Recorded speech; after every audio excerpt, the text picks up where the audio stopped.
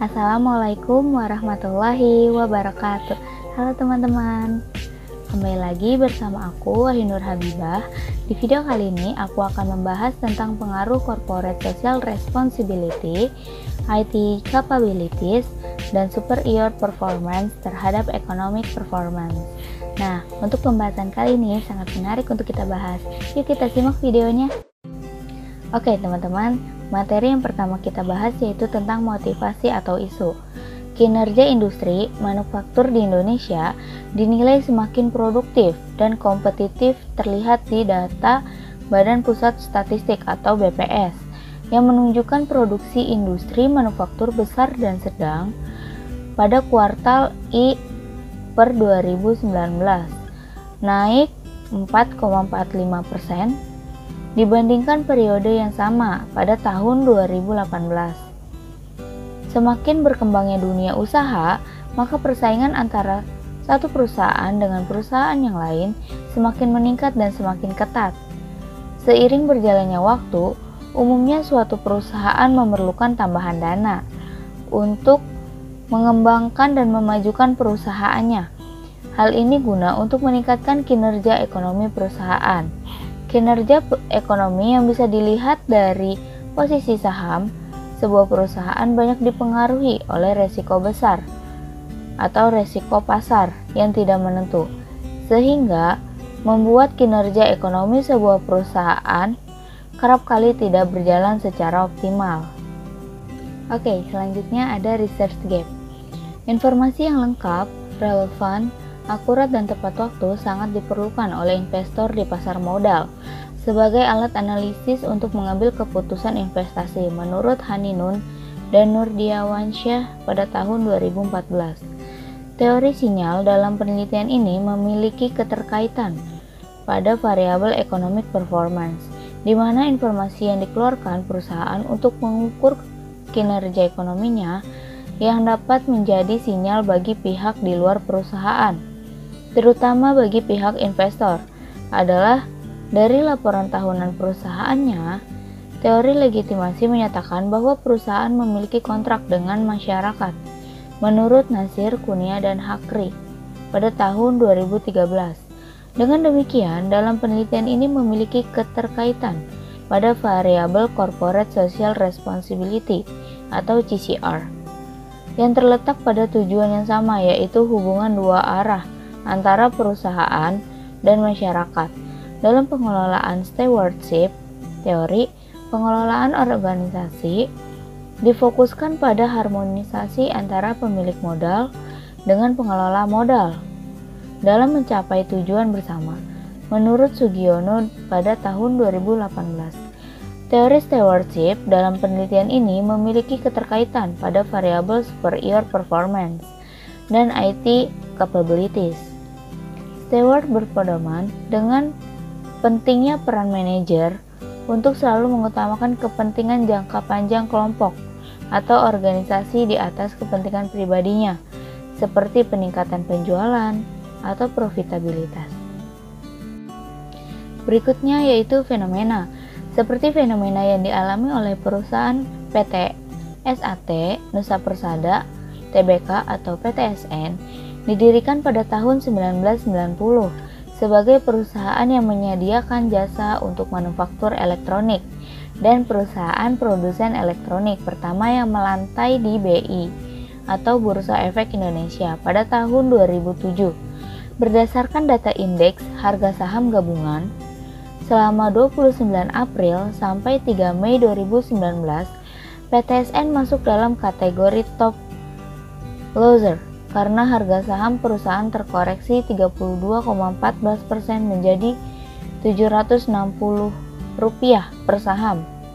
Setelah sebelumnya sepanjang tahun 2018, harga saham PTSN meroket hingga 964% dan menjadi emiten dengan kenaikan kedua tertinggi di BI atau di Bursa Efek Indonesia. Lonjakan kerugian itu dipicu oleh menggelembungnya beban bunga pinjaman dari sebelumnya 0 menjadi 7,9 miliar rupiah Karena perseroan baru saja mendapatkan fasilitas kredit dari PT Bank Maya pada Internasional Tbk dengan nilai maksimum 75 miliar rupiah pada tanggal Sabtu 1 Juni 2019. Untuk poin ini tidak ada kritik, peneliti sudah cukup jelas untuk memaparkan apa yang menjadi motivasi atau isu, research gap, dan fenomena hingga memicu penelitian ini untuk dilakukan. Artikel-artikel utama dalam penelitian. Teori legitimasi adalah kontrak sosial antara perusahaan dengan masyarakat, di mana perusahaan beroperasi dan menggunakan sumber ekonomi. Pada stewardship theory, Modelman of Man, ini didasarkan pada pelayan yang memiliki perilaku di mana dia dapat dibentuk agar selalu dapat diajak bekerja sama dalam organisasi, memiliki perilaku kolektif atau berkelompok dengan utilitas tinggi daripada individunya, dan selalu bersedia untuk melayani menurut Raharjo pada tahun 2007. Corporate Social Responsibility adalah komitmen usaha untuk bertindak secara etis, beroperasi secara legal, dan berkontribusi untuk peningkatan ekonomi, bersamaan dengan peningkatan kualitas hidup dari karyawan dan keluarganya, komunitas lokal, dan komunitas secara lebih luas, menurut Pramana dan Yadhyana pada tahun 2016.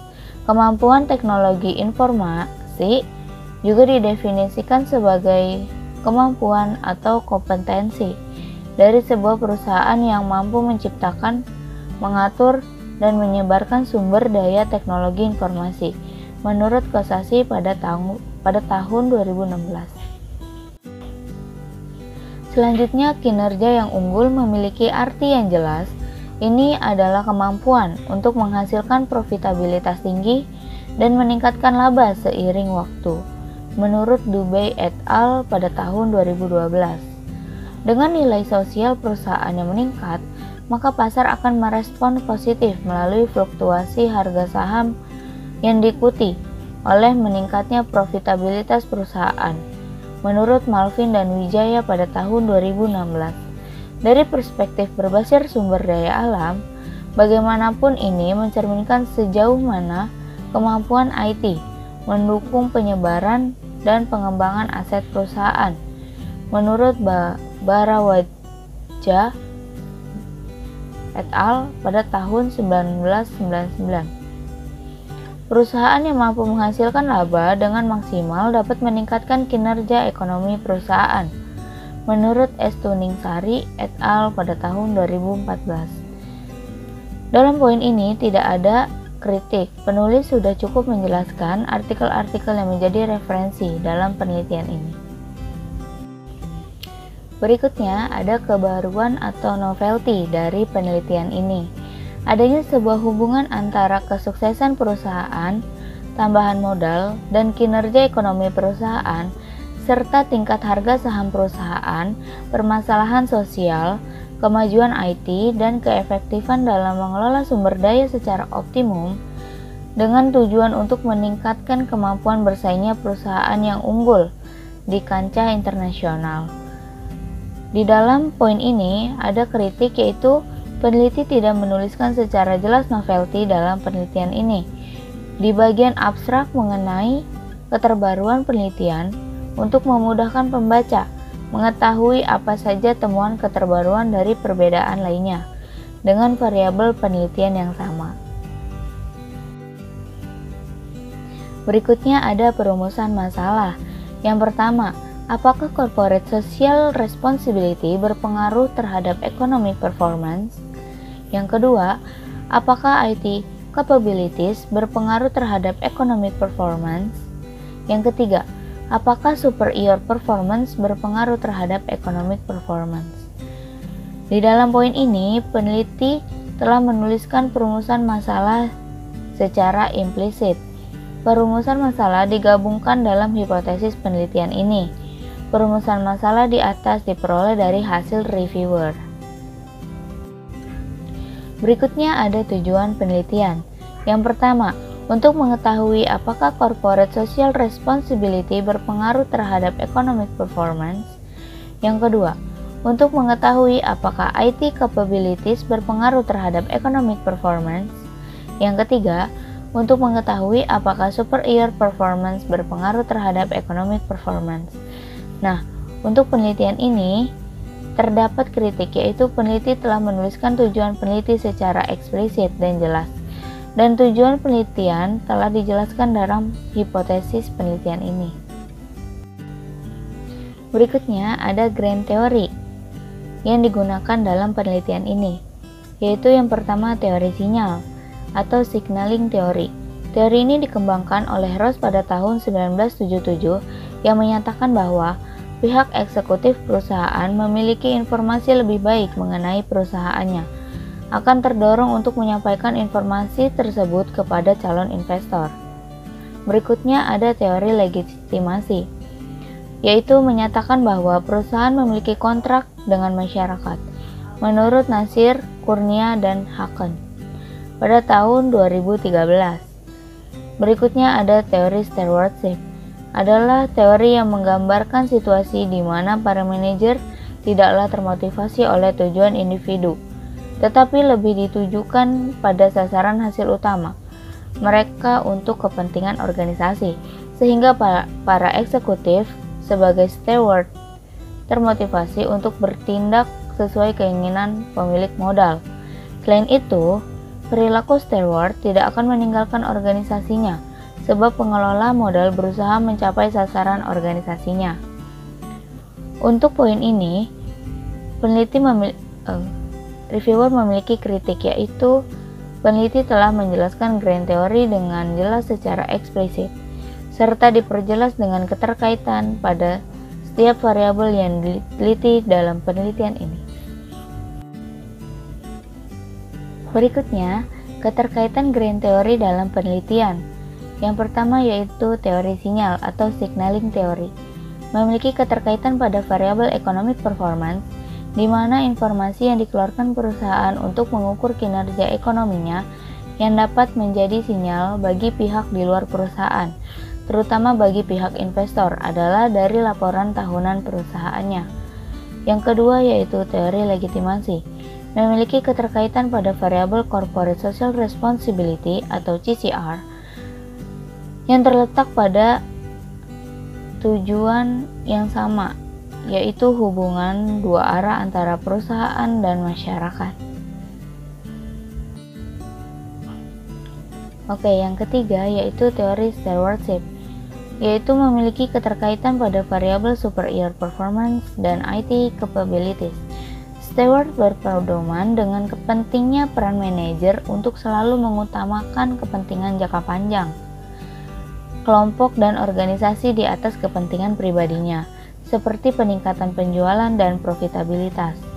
Untuk poin ini, reviewer mempunyai kritik, yaitu peneliti telah menjelaskan keterkaitan hubungan grand theory dengan variabel dalam peneliti secara eksplisit, sehingga memudahkan pembaca untuk mengetahui keterkaitan teori yang digunakan pada setiap variabel penelitian.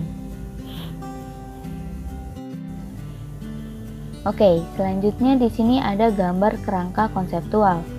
Di dalam kerangka ini, reviewer mempunyai kritik, yaitu peneliti tidak memberikan penjelasan dan gambar terkait kerangka konseptual untuk menggambarkan keterkaitan setiap variabel independen dan variabel dependennya. Untuk memudahkan pembaca memahami setiap pengaruh variabel yang sedang diteliti, gambaran kerangka konseptual dibuat dengan pemahaman hipotesis yang dijelaskan. Berikutnya ada hipotesis penelitian. Yang pertama, H1. H1 yaitu corporate social responsibility berpengaruh positif terhadap economic performance. Berikutnya ada H2, IT capabilities berpengaruh positif terhadap economic performance.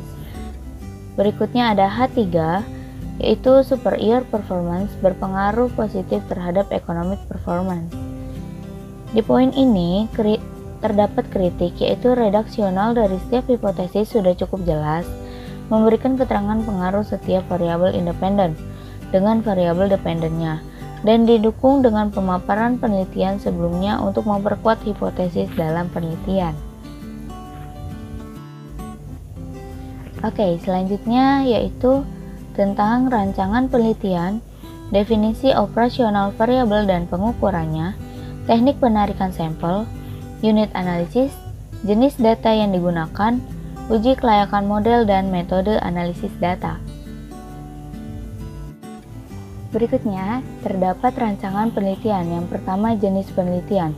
Metode deskriptif dengan menggunakan pendekatan kuantitatif dan menggunakan data sekunder. Yang kedua, metode analisis yang digunakan yaitu metode regresi data panel. Metode regresi data panel yaitu data yang diambil dari beberapa perusahaan kemudian diambil dalam kurun waktu tertentu. Kemudian, definisi operasional variabel. Yang pertama, economic performance.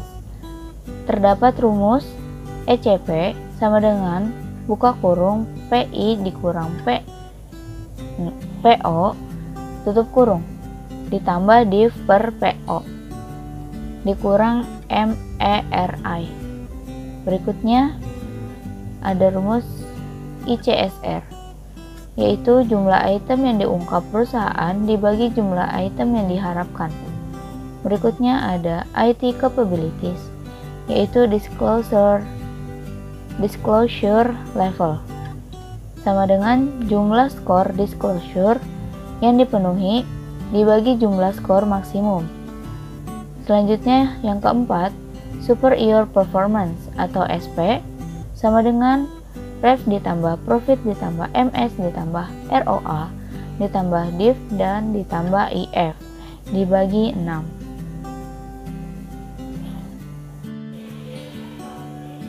Oke, selanjutnya ada teknik penarikan sampel. Purposive sampling perusahaan manufaktur terdaftar di BI di periode 2014 sampai 2018. Berikutnya ada unit analisis. Terpilih 16 perusahaan yang memenuhi kriteria sampel dari 167 perusahaan yang terdaftar di Bursa Efek Indonesia dengan periode 5 tahun. Jumlah data yang digunakan dalam penelitian ini sebanyak 80 data observasi. Berikutnya ada jenis data. Jenis data dalam penelitian ini yaitu data sekunder yang diambil dengan metode studi dokumentasi dari data laporan keuangan yang telah terdaftar di Bursa Efek Indonesia. Berikutnya ada uji kelayakan model. Di uji kelayakan model yaitu model regresi data panel dan uji hipotesis. Berikutnya metode analisis data. Uji berpasangan dua model diantaranya yaitu uji Chow, uji Hausman, dan uji Lagrange multiplier. Berikutnya ada persamaan regresi dalam hipotesis penelitian, yaitu EP sama dengan 6,295934 ditambah CCR 3,693216 dikurang ITC 0,9874170 ditambah SP 0,405109 ditambah sigma IT. Kritik yaitu tidak ada kritik dalam penelitian ini karena peneliti sudah menampilkan dan menjelaskan persamaan regresi yang digunakan dalam penelitiannya secara eksplisit. Oke, selanjutnya ada hasil penelitian. Yang pertama yaitu analisis statistik deskriptif. Tidak digambarkan dengan jelas oleh peneliti di dalam penelitian ini. Yang kedua yaitu hasil uji kelayakan model. Peneliti telah memaparkan dengan jelas terkait uji kelayakan model yang tepat digunakan dalam penelitian ini, yaitu random effect model dalam regresi data panel. Yang ketiga yaitu uji hipotesis. Setiap pengujian hipotesis telah dipaparkan dalam bentuk gambar.